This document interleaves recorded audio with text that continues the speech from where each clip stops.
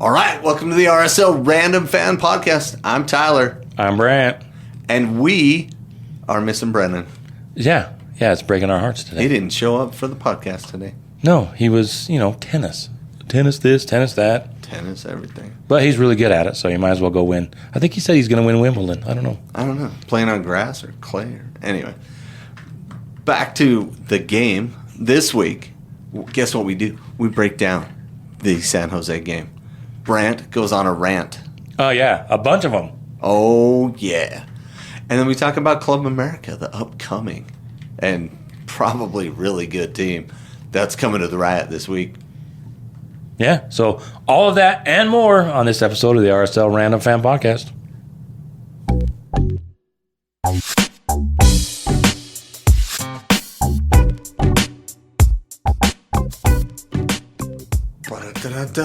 Whoa! Yeah! All right, let's get started. Another episode of the RSL Random Fan Podcast.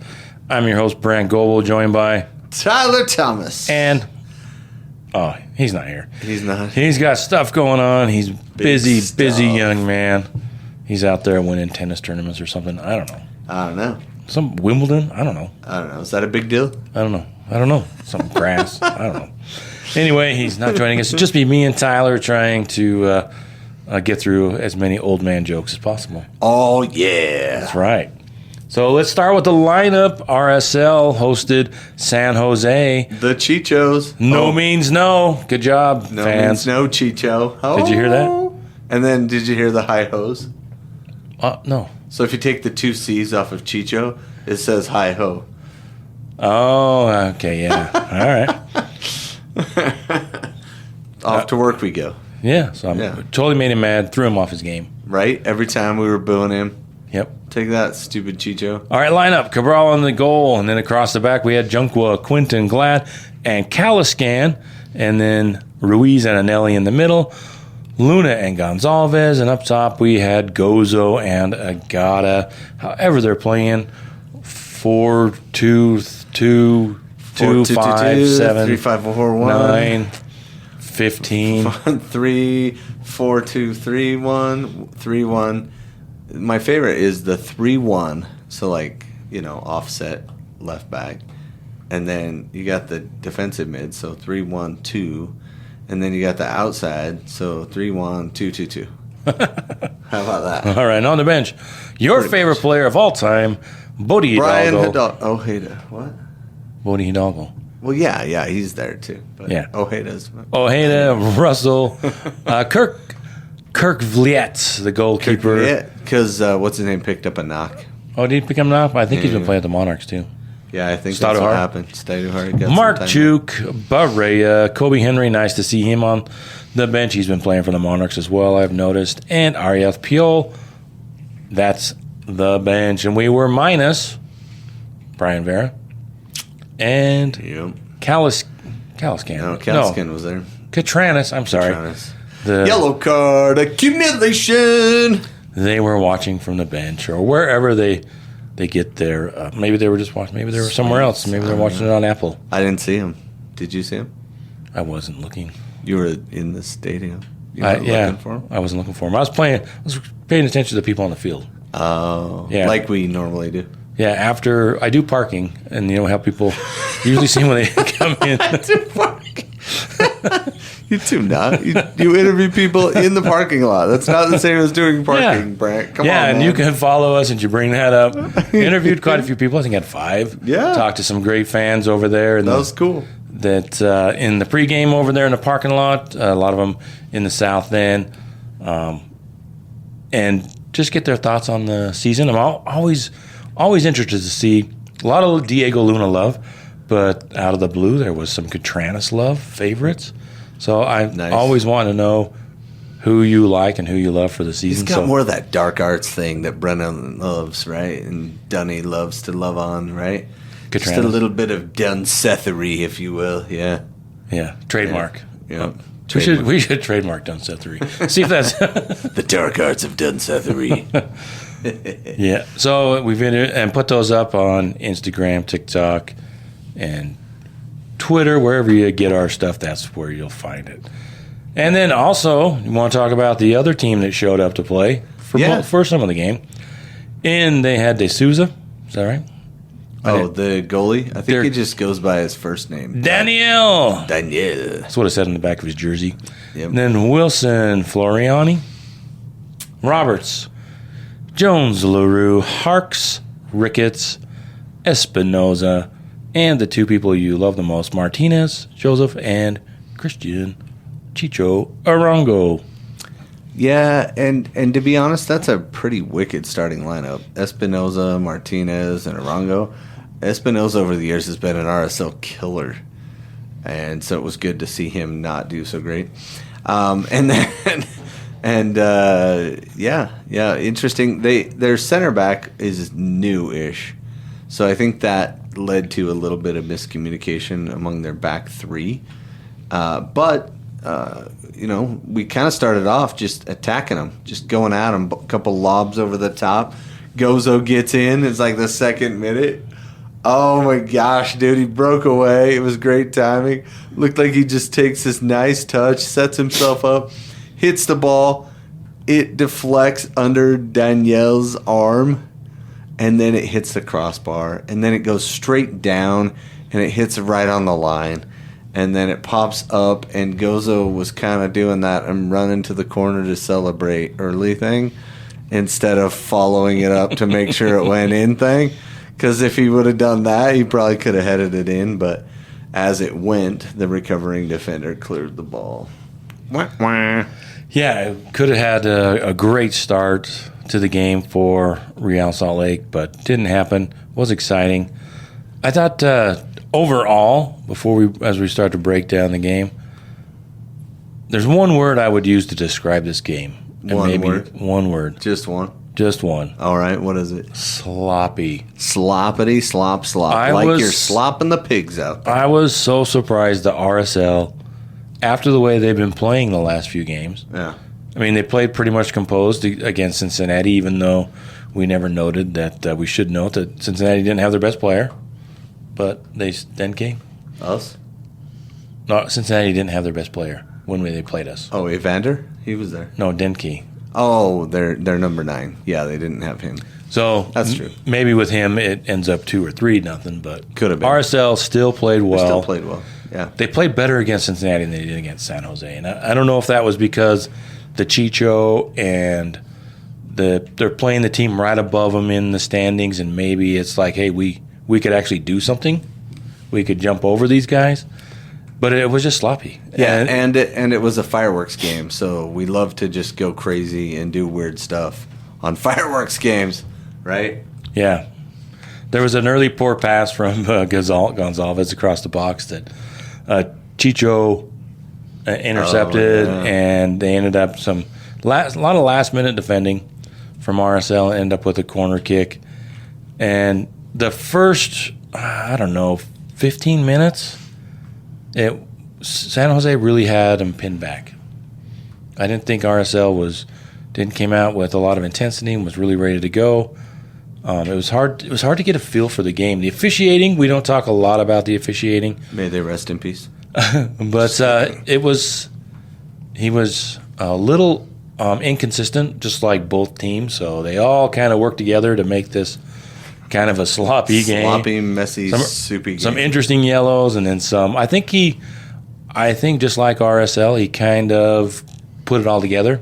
Well, and it ended up being a decently officiated game for RSL and not for the Bruce. Yeah, and Pierre-Luc Lozili, I'm sure I pronounced that correctly. Those of you that speak French, feel free to correct me with the pronunciation in the comments.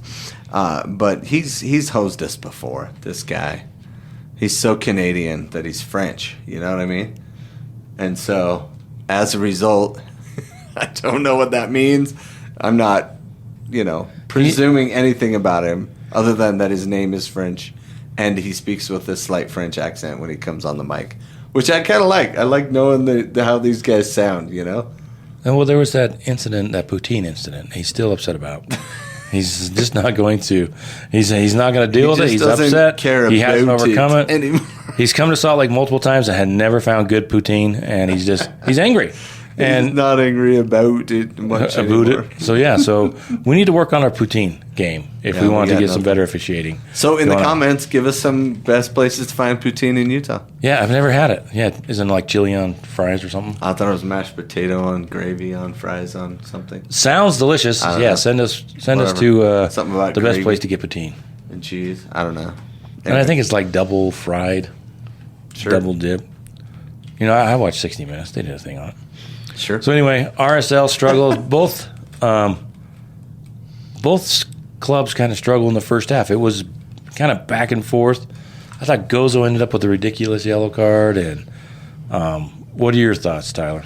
Well, you know, I keep waiting for Gozo to be this kid that, like, just starts finding his way. Like, that second-minute play where he broke through, he did so much right on that play. And I'm waiting for him to take that next step where instead of just shooting it and hoping it gets past the goalie, he makes that fake and then just drives around the goalie. They're never going to catch him. He's so fast. No recovering defender is going to catch him. He just needs to slow down and act more like do his very best Henry impersonation, right? Like, so many times Henry would throw a fake and then people would go down. And Gozo needs to play with just a touch more confidence. And I think if he does that, and he'll start finding his scoring touch, and we'll start being way better. Yeah, I agree. I think RSL, that has been the theme of the season for the players up top. Not finding that not even the last pass, you know. Finishing touch. The finishing touch. And there's no, Brandon's not here, so we can say it. No nose for goal. Yeah, you got to have that nose for goal. And it's just like having that little bit of composure, maybe slowing down when you're trying to speed up. Well, do you know who our second leading scorer is on the team now? It's that world famous Owen. OG, baby, own goal. Owen goal has been, he's just been stellar. He put another one in we'll get to, but man, he's the third leading scorer on the team. OG. Yeah, and it was the last game against Cincinnati where I really thought the lack of that final touch, that nose for goal, was really bad for everyone across the board. Yeah. Mark Chuk, Diogo, Luna, Gozo. Little less this game because they were a little more sloppy, but the Cincinnati game. But even in game, this game, like, there was no scoring touch. Yeah, you get to that last defender, they throw a defender, and everybody's trying to juke, and the defenders have realized that all they have to do is look at the standings. Oh, RSL doesn't score goals, so who do you fear? And they fear Diego Luna, so they just make sure there's 2-3 players around Diego Luna, force him to either beat you or make a better decision, or make a better pass. A better pass to players who aren't making runs. Right, so, because he's not making passes. You know what I mean? Kind of works in that, yin and yang thing. Yeah, you could probably have the argument both ways. Yeah. That why would Diego Luna make the pass? That happened later in the game. He had a wide open 2-on-1. There was one defender in the middle. Him and Gozo on the outside. If he plays that diagonal ball to Gozo runs on and taps it in. But he opted to fake that and go the other way, and obviously it wasn't the right decision. He chipped the goalie and missed the goal, but he was right there, created a good opportunity, but gotta be lethal in that final third, right? You just gotta be like, end goal.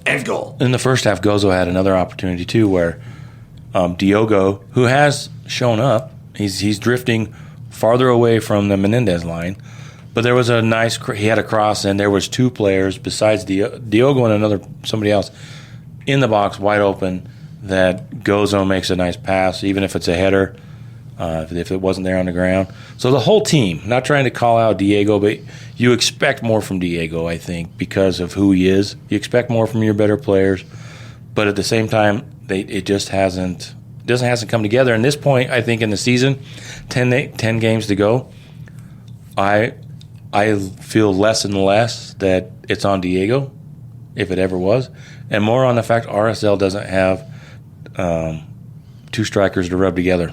Well, I think we need to kind of like two nickels. They don't have two nickels to rub together. They don't have two strikers. Yeah, I caught that. I think most people listening caught it. Well, you never know. Kids, there's this old saying. So I think as these guys mature, and I think Luna, again, he's kind of getting in his own way at this point, but he also needs to be able to trust the other guys, right? And so maybe it's time. Maybe it's not. We're playing Club America this week, dude, and they're good. They are probably the best team in Mexico right now. I don't know if they have the highest payroll, but they're top 2 or 3. And so they have guys on their bench that would be starters on our team. You know what I mean? Kind of thing. So I think they've struggled out to start the season 2 or 3 games in. We just pay attention, or we'll link. We'll send you the link. We'll put it out there. We went on the Eye of the Eagle, the Eagle Eye podcast for Club America. I'm just letting you get into it. Yeah, I was just stumbling through Eagle Eye and Club America. We went on their podcast, and that'll be coming out. Previews to talk about RSL and get some feedback, some info from that side of the match with Club America, and they're they're waiting to figure out who they are this season. They just barely started. They got 2 or 3 games in. Yeah, so we're hoping that means they're not going to be real good, and we can sneak one out. But RSL might be in better form at the moment, so that could play into our favor. Sure. And we're not going to win the altitude battle either. If we found that out. Yep. Whoops. They're probably not quite twice as high as we are in their home stadium. Yeah, so altitude is not going to play a factor in this game. So, but let's talk the first half. There were 1, 2, 3, 4, 5, 6 yellow cards. Yikes. That's the summary for the first half. Caliscan in the 9th minute, Gozo in the 24th, Ian Harks, Wilson for San Jose, then Luna and Roberts. Maybe we could talk about that. Do you think they were all earned? For the most part. Were they all due? I don't know about due. I thought the Gozo one was a little cheap. Why? I think it was over on the side. I don't know if it was necessarily a foul. But I thought... Just getting there late? Yeah, and I thought the Wilson and Luna thing, I was really surprised it didn't go. From what I saw, I thought Luna threw a punch. He was hot. He was ticked off. Wilson kind of slapped him in the face, I think, with the backhand kind of. Yeah. And Luna, they didn't call it. And then he got up and I think he punched him in the side. Looked like he had a punching movement. And so I was really surprised. I thought, oh, man, that's going to go. We've seen less go to review and punish Real Salt Lake this season, but it's starting to even out, and they just got both yellows, and then there was a third in stoppage time, Roberts in the first half, and then after that, I think the game kind of settled down. Yeah, in the second half, excuse me. So. Well, and Roberts is a big dude. I think he doesn't like being held or pushed around, and I thought it was funny when we got him. Who was it? Markchuk. Oh, yeah. Markchuk just kind of grabbed him. He was trying to turn and go past him. And Markchuk just kind of grabbed him. And he's like, you know what? Let's do the double yellow thing. Why not, dude? You know, just grabs him and holds on to him. And, you know, like, you got to keep your head if you're sitting on a yellow. Don't be a doughhead, right? Like, come on now. Anyway. So it ended up 3-3 in yellow cards in the first half. 3-3, pretty even. And 0-0, 0-0 a lot of on the scoreboard. A lot of pushy. And what about the no goals. Reception for Chicho? You know, I think it's earned. I think the fan base realized that, and I, you know, talking to people, like, he was cool and he was here and he was doing the RSL thing, and he didn't like Mexico, and he came back here to the States, and we wanted him, and we brought him in, and we paid big money for him, and he treated us like crap. He treated us like another stepping stone, and he kind of treated us like he didn't really value the opportunity he was given here. And I think that really turned a lot of people off to Chicho. And he heard it. He messed up. He might have liked it here for a time, and he was well received here, and his teammates all liked him. And, so they're going to probably show him that. And if I was friends with him, I would stay friends with him. I wouldn't, he's going through a hard time with his, personal life and whatever. But, man, like on the field, yeah, let him have it, because you kind of sucked at being a good RSL player. Yeah. We don't know exactly what happened. There's a lot of rumors and a lot of funny rumors, and no, not funny, but a lot of things you can say that might be funny about it. But in the end, he made some terrible choices that had a negative impact on the club, and we've seen that. RSL will not get to the amount of goals that they lost last season. Oh, you know what geez, I'm saying? Yeah. We lost 42 goals, 17 of those were Chicho, and I think we're sitting on 31? Way less. Yep. So it's not even close. So, you take that into account, and you're like, hey, where are we? What are we doing? And, speaking of that, I wanna see Diego Luna become more like Messi. And if you watch Messi when he's on the ball, right? Nobody comes running at him. He just will blow by him. And he's kind of getting that same respect.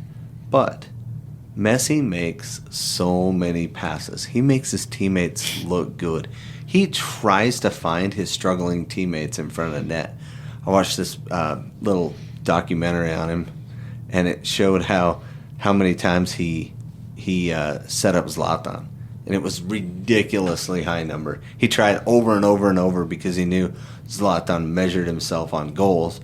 So he would try, even if it was like an easy tap in for him, he'd leave it off for Zlatan, especially if he was struggling. He'd give him penalties, stuff like that. And I want to see that kind of leadership from Luna. You know what I'm saying? Yeah, and I think that takes time. And I think maybe that's we have two players that we compare to some of the greatest of all time. You got Diego Luna and Lionel Messi. It's hard to compare, but you see the similarities, and you see the possibility that there's something in Diego that probably will never be Lionel Messi, let's be real. Right. But like Gozo's not going to be Henry. Yeah, that's what I'm saying. But there's a little bit of parallel. They look like those players. Like Gozo, if you look at the highlights, when he's tearing off down the pitch, he looks like Thierry Henry. Yeah. And Diego looks like Messi. So when we use those, we don't expect them to be that. No. But they're the best example of who we would like to see them emulate. Correct. And like I said, RSL has 26 goals this year and 30, only giving up 30. Which still is -4 on the goal differential, which makes me mad. But it does.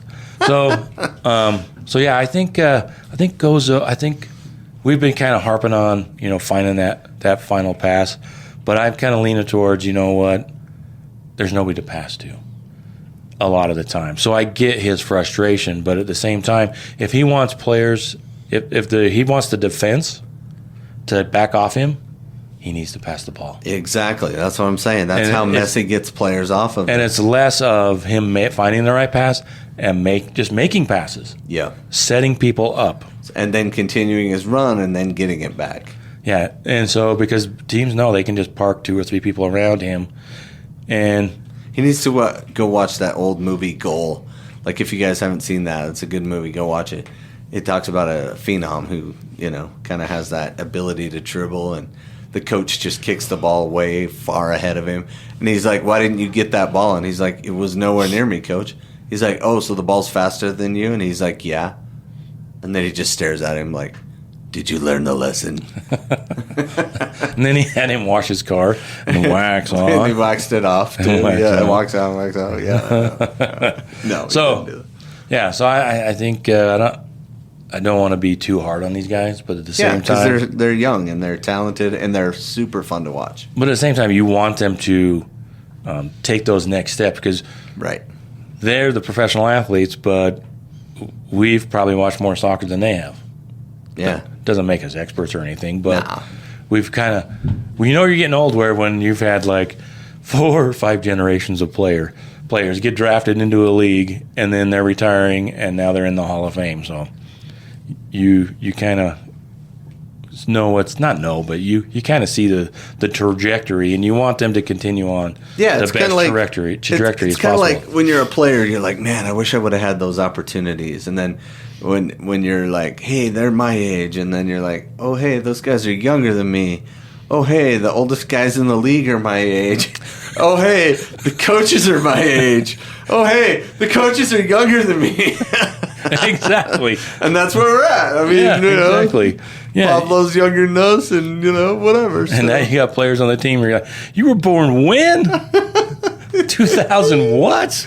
Right? So, yeah, that's what happens. But you still enjoy the game, right? Yeah, you absolutely love the game, and you want these players to reach their peak, because you've seen so many players that come along that have the potential that never measure up. Yeah, you got to realize that potential, and that's so hard because, you want to work on your game, and you don't always know what part of your game to always work on. What's going to make that next best level? What's going to be that weakness you can hide if you, do play more left-footed or, whatever.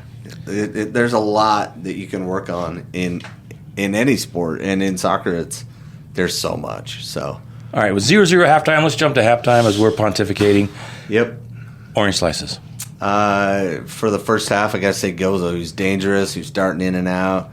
Love the almost finish. Just get a couple more here, kid, and you're gonna be a star. That was a good one. For the game, I'm going to give mine to Diogo. Really? Yeah, it's a low bar for a sloppy game. But I think Diogo, I honestly think, and he was asking the post game what he would prefer to do, pass the ball or score. And I don't think he's such a professional. He's been around for long enough. You're not going to get the thoughtful. Who asked him that? Did you ask him that? I don't know. Anyway. I don't know. It's not the point. Come on, man. It's not the point. That's a silly thing to ask. But go ahead. Yeah, that's why he gave me a silly answer. Wins. I'd rather win. Just kidding. Go ahead. Well, did you really ask that? Yeah. Well, I apologize for making fun of your question. Yeah, thank you. It probably was a dumb question. But for me... but, it kind of probably brought... Watching him play, if you were to ask me, I think he would rather have an assist than a goal. Okay. Watching him play. And I was just curious if that was the case. And? What did he say? He doesn't care. He doesn't care. Just win. Just win. Score a goal, assist. And I don't know, maybe if I was friends with him, he might say, yeah, you know what, I really love... There's nothing like me as a player playing church ball. I would... I love give an assist more than I like scoring. Yeah, I'd rather throw the alley-oop than dunk the ball off the... no. Well, if I could dunk, I would. There's no way I would. Lead right? But, that's what I'm saying, right? But there are players that's kind of where they like the setup. Yeah, I get and I'm just curious if that's how it was for him. And, he's just going to... He's not one of these players that's going to give you a... thoughtful, because some of these other players they give a little bit more. You can ask a question like that to Pablo Mastroeni, and he's going to give you a thoughtful answer. You know who doesn't pontificate on anything ever? Bodie Hidalgo. Like, Bodie, tell us how that felt. Good. Yeah, there are some players that they really. Bodie, tell us about how you played in the game. Right, kicked it real good. Got a clean sheet. Well, there's a lot of players that it's just uncomfortable. Yeah, no, I like that guy, though. I mean, I'm sure we don't want to go look at our first couple of podcasts either, right? Oh, yeah, or how I sounded in junior high. Anyway. Oh, yeah. Different game. Anyway, so we get to the second half. Oh, wait, were you done with halftime? Yeah, is there anything else you want to chat about? No, I think that's it. Let's get to the game. Second half. Second half starts, and Ellie plays the ball over to our good friend, Mr. Turnover, Pablo Ruiz. And I love Pablo, but it was not his best game. He had a couple of turnovers, and this one came back to bite us. He took the ball with his other foot and played it to his other foot, so he went from right foot to left foot, which people have learned, you guard his left foot. That's where the bread is buttered, you know what I'm saying? Mm-hmm. Yeah, so he gets it over to his left foot, and the defender just poked it away.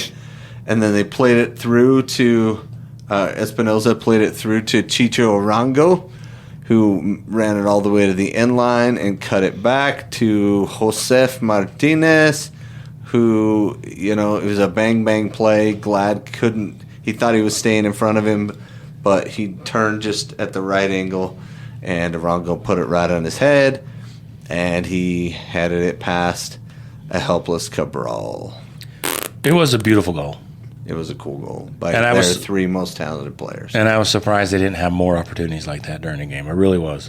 Yeah. But I loved the goal. It was beautiful. And the thing, if you watch the replay, you can see the wily veteran in Martinez just kind of stop and watch Justin Glad continue on towards the goal. It's almost like he shoved him, but he didn't touch it. Yeah, he just stopped, found a spot, and Chicho lofts it back to him, and he could have grabbed it and just thrown it in. Might have been a little easier, but it was just a beautiful goal. And how do you be upset about that? Well, you'd be upset that Chicho was involved at all, and you just boo him, And one of the things that I think RSL needs to work on is speed of play, and not just run faster, but it's decision making. And I think, Pablo Ruiz kind of got caught trying to make a decision. Yep. And the ball got poked away from him, and that set up the goal. Where you need to just be quicker. And that's why I said Pablo loves Junca, because Junca plays quick almost all the time, right? They'll knock it out to him on the wing, and he'll be like, bam, down the line. And it's not necessarily play quicker all the time. They don't know when to play quick sometimes. Yeah. They get the ball in their foot and they look around. They don't have they don't have their next pass in 2 or 3 passes options in their head. Yeah, Glad did that. In the second half, he took a touch going forward, and then he just played it right to their center defender. And he was like, he just kind of put his hands up like, nobody's going to cut in and win that. And I was just like, dude, that was a horrible pass. What are you doing? So anyway. So RSL goes down 1-0, or San Jose goes up 1-0, and I thought, okay, let's see what happens. What does this team have? Yeah. And they surprised me. And did nothing for minutes and minutes and minutes. Not San Jose. Who? But RSL. Yeah, we didn't do anything. It took us 6 more minutes to score, Brandt. What are you talking about? Well, I thought the response, well, that's in the sweet spot, right? Is it? Almost in the sweet spot, that 5 minutes after a goal, that's the most dangerous point. They're always talking about, if you listen to other broadcasters, but that's what they talk about. When is the most dangerous point after you score? That was 5 minutes after you score, because what do? You kind of let off. Yeah, and that's where Fiorani got his yellow card, right? Stopping a promising attack, and then 3 minutes later, you want to break us down on that one? Ricketts gets the OG goal. You going to break it down? No, you're the breaker downer. Oh, I'm breaking it down. Yeah, you're. All right, time to snap into a Slim Jim, everybody. We're breaking it down. All right, ball goes out wide to Junca, and he plays the ball down the line where he's hoping. Maybe he sees him. Maybe he doesn't. Maybe it's just a hopeful ball. Maybe he's just like, bro, you better be onside. Who cares? Because he sends the ball down the line to our designated player, Mr. Diogo. And Diogo, I thought he overplayed it. I thought he waited too long. He took a touch, and then I was like, play it now! Because you always want to play it early. And that gives your strikers plenty of time to get on that ball and really attack it. You know what I mean? But he took an extra touch, and I was like, the moment's gone. But then he zinged it across and beat Daniel, who couldn't quite get out to it. But he went for it anyway. So maybe that was part of the draw. Maybe Diogo's smarter than me. Maybe he's a better soccer player than me. Oh, I doubt that. He doesn't. He never made it to the state high school playoffs. I mean, come on, once. He never got eliminated in the first round of the state playoffs. Yeah, what kind of experience does he have? Anyway, so Diogo suckers him in. And Daniel goes flying and misses the ball, and it was driven at such a pace that Goza was back post, coming in, drifting in from that side, and Mr. Owen. What? Owen goal. Owen goal Who shows up.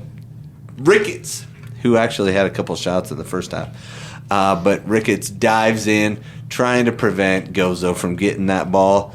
And he kind of goes over the top of the ball, and it just trickles in. Gozo's there to watch it, roll right in, and we tie it up. And the stadium kind of went nuts, Brent.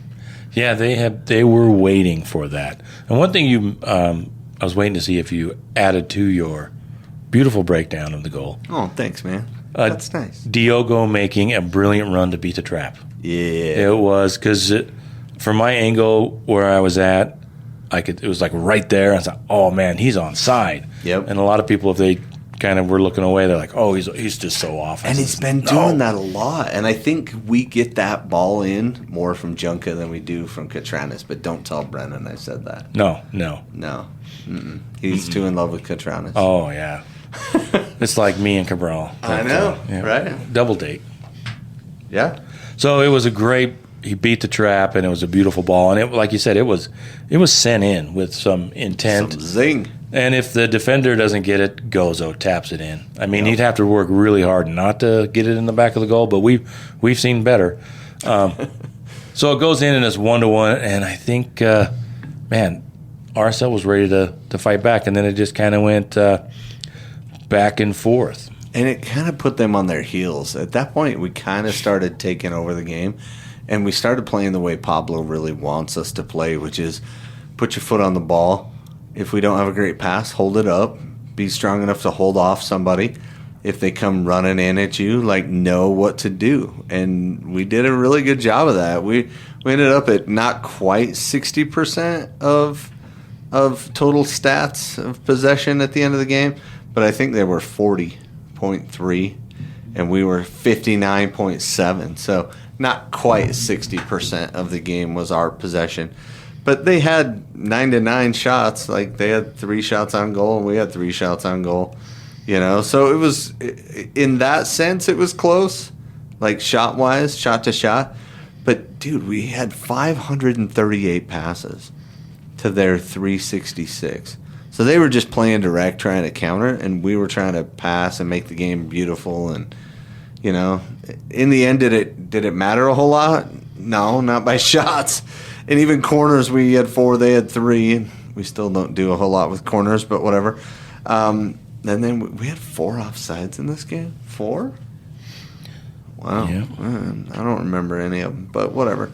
And then expected goals were 1.1 for us and 1.3 for them. So, I mean, if you just look at this, neither goal was spectacular. That goal was good, but neither goal was, and maybe you say it is spectacular, but anyway, it was a little sloppy, like you said, and to win a sloppy game with sloppy goals is a sloppy start that we'll take, right? Absolutely, and I like the response from RSL. And one thing that really surprised me about San Jose at the end of the game, they quit. They kind of gave up. They quit. They sat back and just absorbed. And now I'm talking about in stoppage time after RSL goes up. We can talk about that goal from Brian Ojeda. Talk about the subs. Thoughts on the sub? Let's see who came in. They made a couple subs pretty early, right? Yeah, right after the goal, Rodriguez came in for Floriani. Kay came in for Harks, and Romney came in for Ricketts. Romney's had some great play against RSL in the past, and then Ojeda came in on set pieces too. So maybe they were thinking, "Hey, we're going to get a couple set pieces." Ojeda came in for Anelli, and Dominic Markchuk came in for Gozo. I know. I was kind of looking at that Ojeda sub, and I was like, "Why are we taking off Anelli?" I want to see Ojeda and Anelli together. But we're coming up on a stretch where we're going to have, Mexican team in on Wednesday, Mexican team in on the weekend, Mexican team in on the next Wednesday. So 3 games in 10 days. It's a lot. And I think he's still a little bit on a restriction. Yeah, maybe. They don't want to why push it? I'm totally fine with giving him 60 minutes. Yeah. And Well, in this case, 70, but yeah. Yeah, and Ruiz, having those three. And he did okay after that. Ruiz did. And I was like, okay, all right. And Anelli, he has just been lights out this year where he picks the ball. There was one play in this game where he turned at the top of their box and dribbled all the way through and found a pass. I think it was to Gozo. Yeah, to Gozo. Yeah. And that if that had been a goal, it would have been RSL goal of the season, but it didn't turn out that way. And you know what's cool is that got retweeted by a couple of the MLS followers, and they were like, "Here's Emeka Anelli doing his best Darlington Nagbe impersonation." Absolutely. And I was like, "Oh, dude, that's true. That's true, man. That's Darlington dominated for a long time, and he looked a lot like that." And Puyol came in for Agata. And I'm just going to say this. I'll be controversial. This is my take. I don't think Puyol or Agata should start at all. Neither one. Neither one. Just throw Mark Juke in there and call it. And and the reason that they don't start, I think, is because Mark Juke hasn't done much. Yeah, I think he's not getting good results right now. Mark Juke hasn't given anybody a reason to start him. But I mean, he did cause the 83rd minute yellow card. Maybe that's just enough, but I don't think it's going to happen. Yeah, I don't think so either.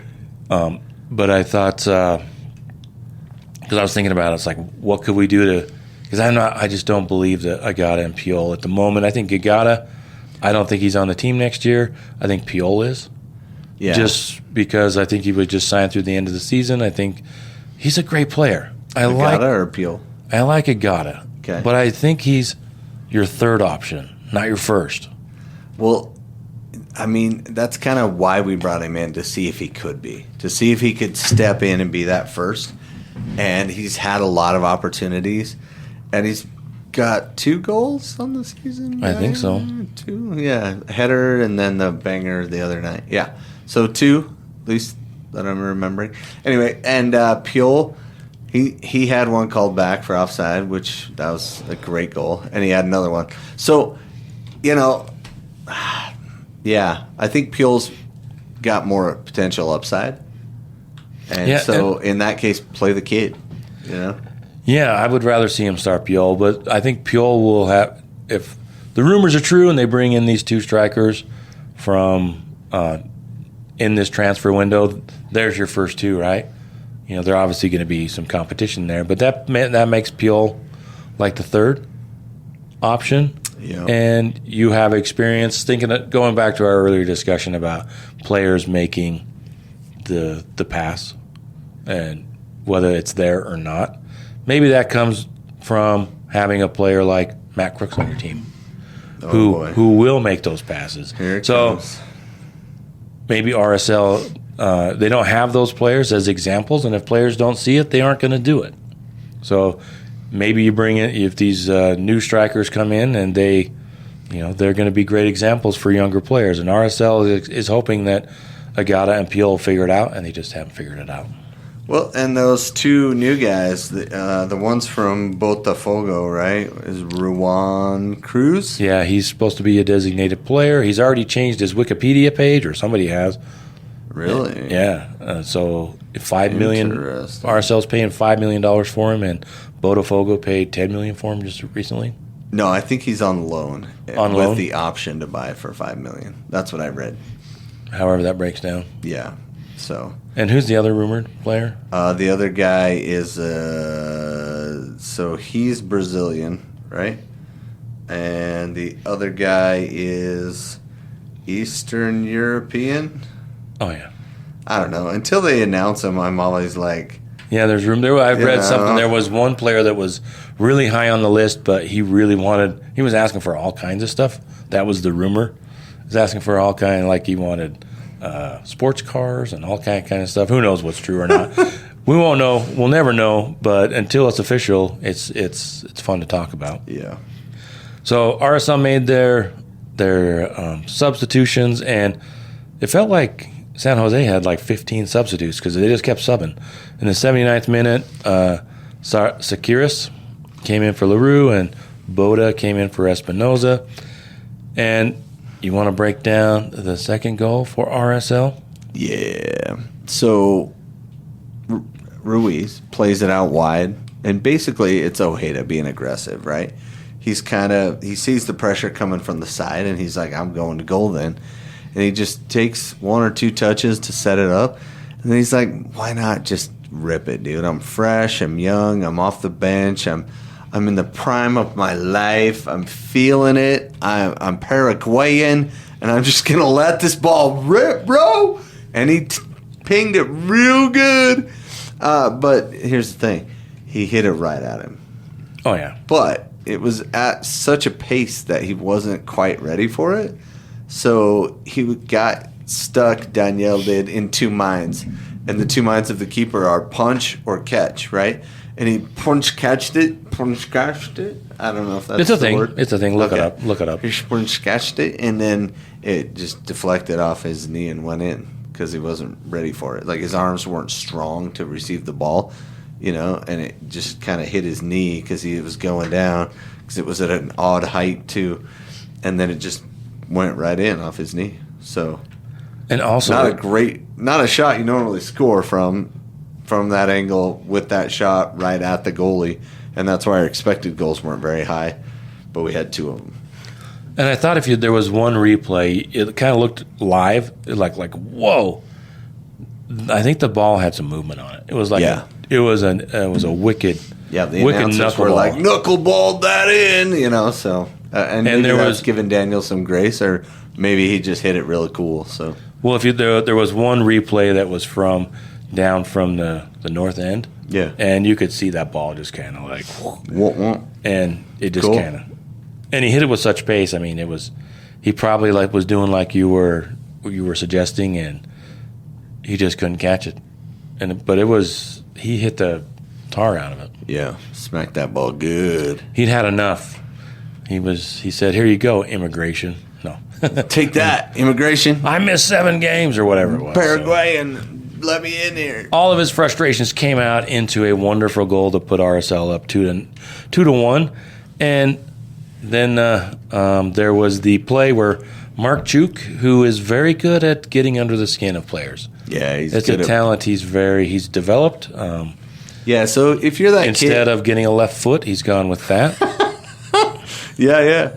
And in fact, kids, if you're really good at like annoying your brothers and sisters or something, right? And you want to find a future in soccer, play like that role for your team.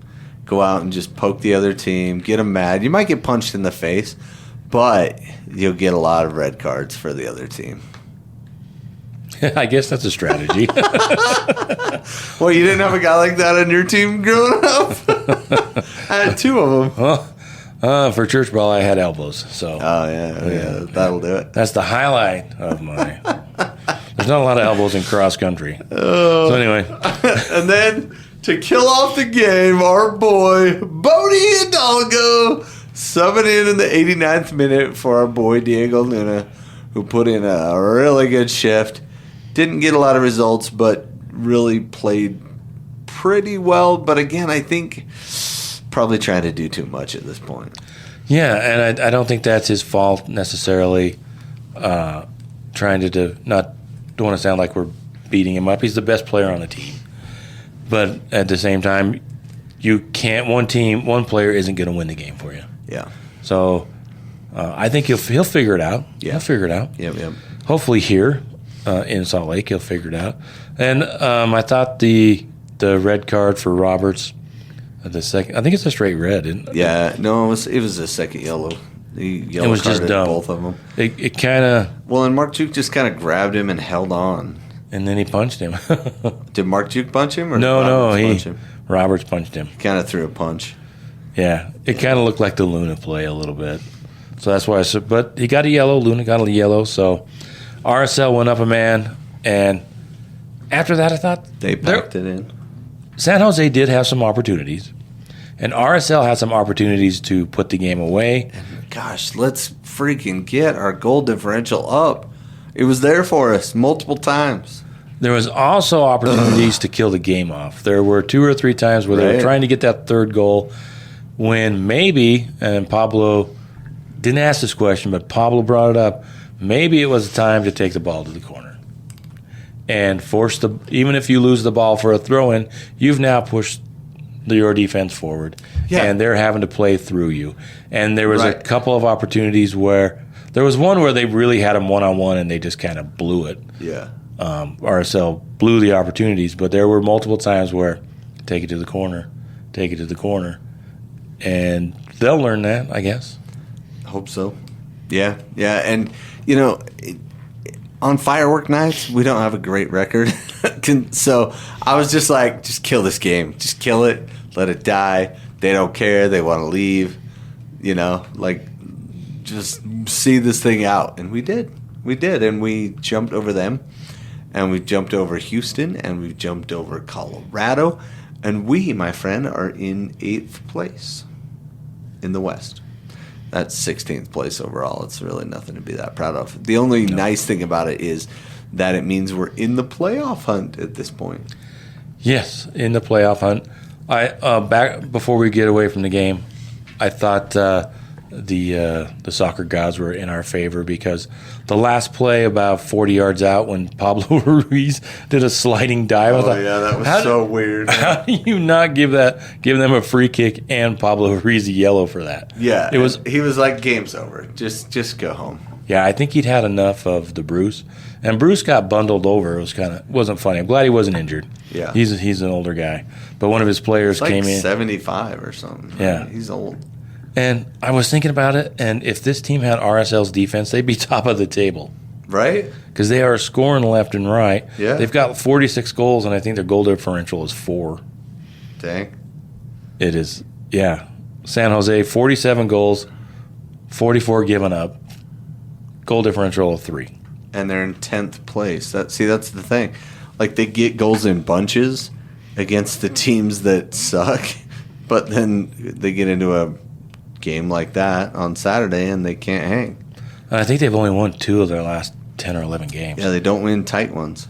So it's been they were at the start of the season they were surprised and they were up top, but they have just slowly fallen down the table. And I don't know if Bruce Arena kind of gambled on the goal scoring side of it, but his defense has let him down. Well, if you look at the West, the only team that scored more goals is San Diego, and they're top. So goals does put butts in seats, if nothing else. And they have a defense similar to RSL. They've only given up 32. RSL's only given up 30. That is respectable. Yeah. Well, and Austin has fewer goals given up, and so does LAFC, but only by a few. And Austin only has 21 goals in 23 games, and they're in 7th. Can't score. But, yeah, they're in 7th. But it's not a sexy 7th. You know what I mean? No. But I'd rather be a non-sexy 7 than a 10. Yeah. Wait, what are we talking about? I don't know.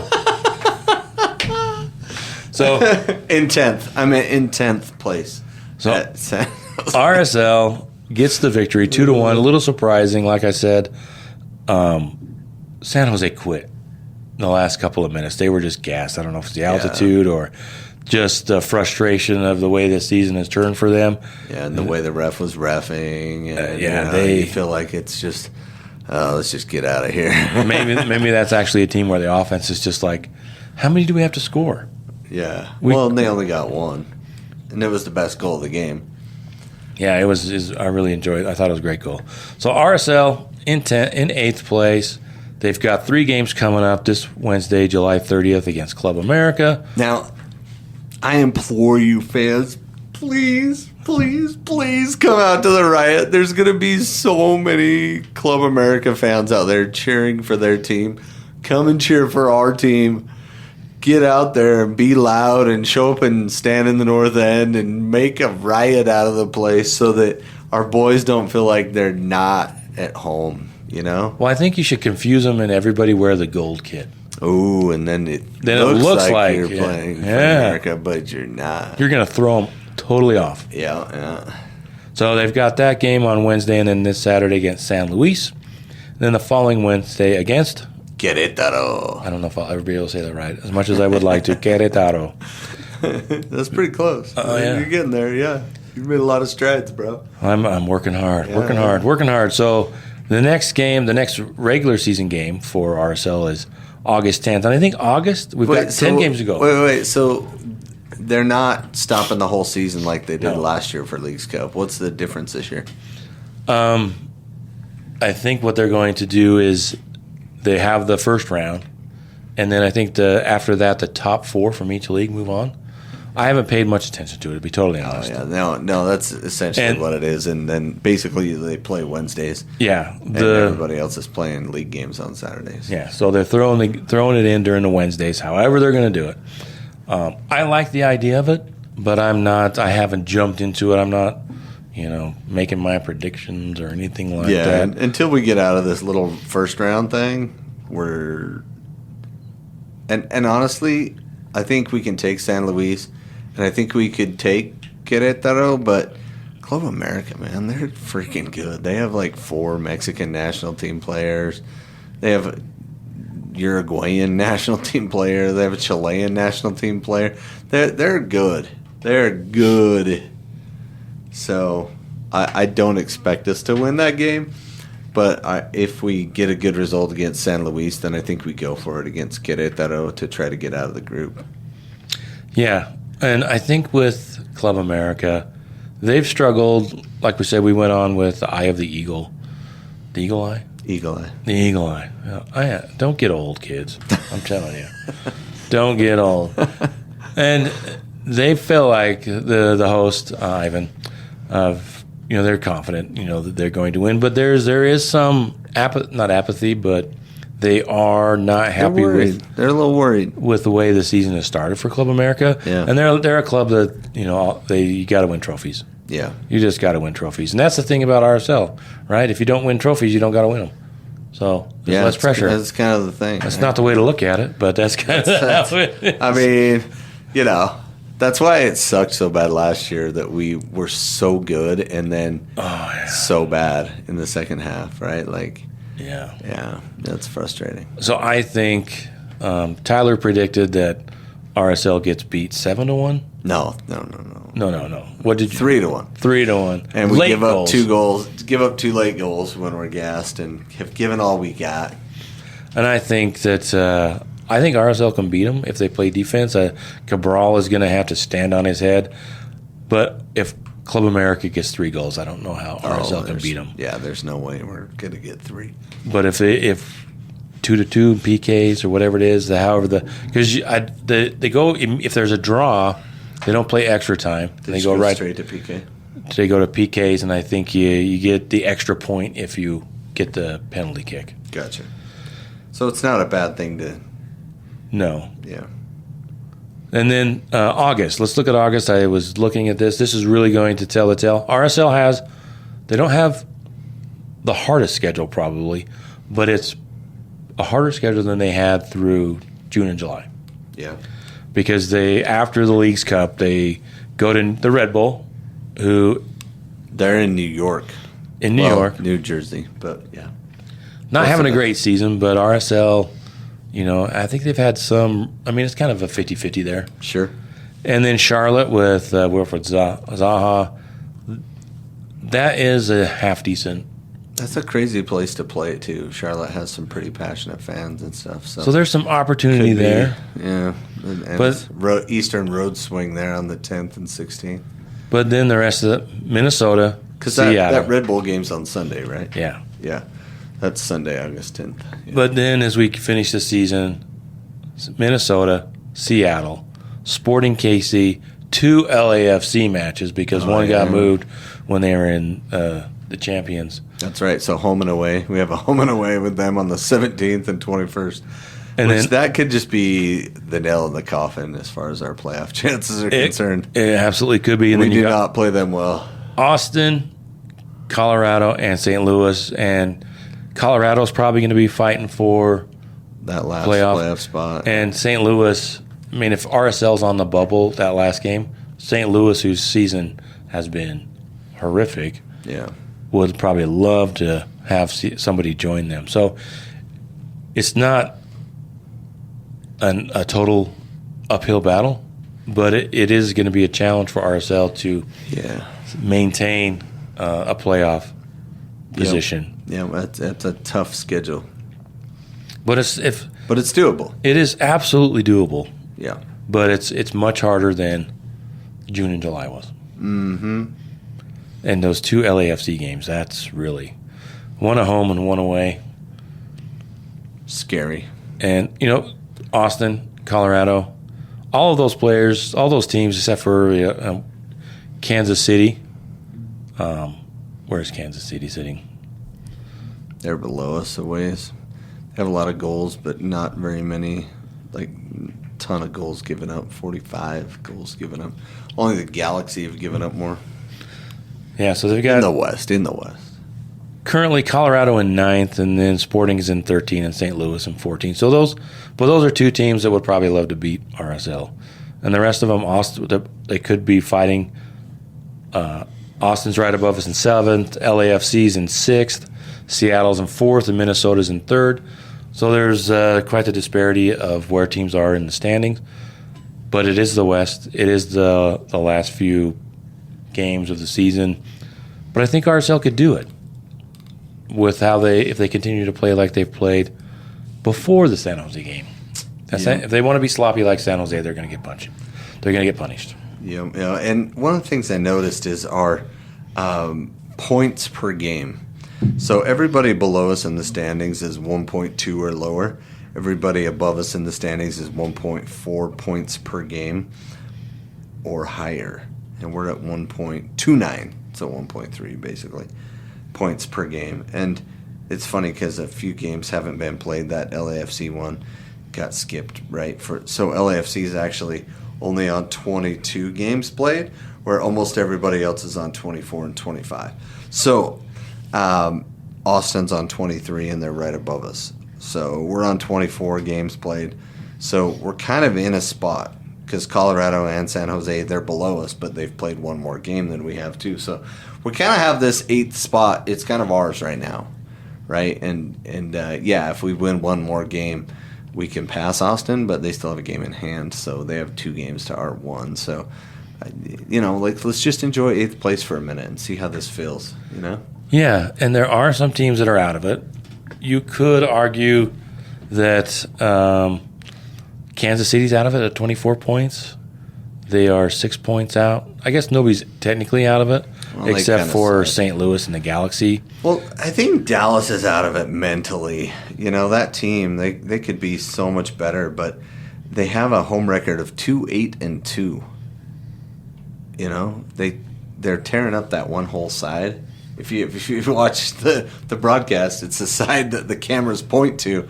They're redoing the National Soccer Hall of Fame, so it's a mess, and it doesn't feel like a home stadium for them. And they're bad at home and better on the road, but they're still pretty bad right now. Yeah, so there's some teams looking at the teams below RSL: Colorado, San Jose, Houston, FC Dallas, Sporting Kansas City, St. Louis, and the Galaxy. I think those 2 for sure, Galaxy and St. Louis, are out.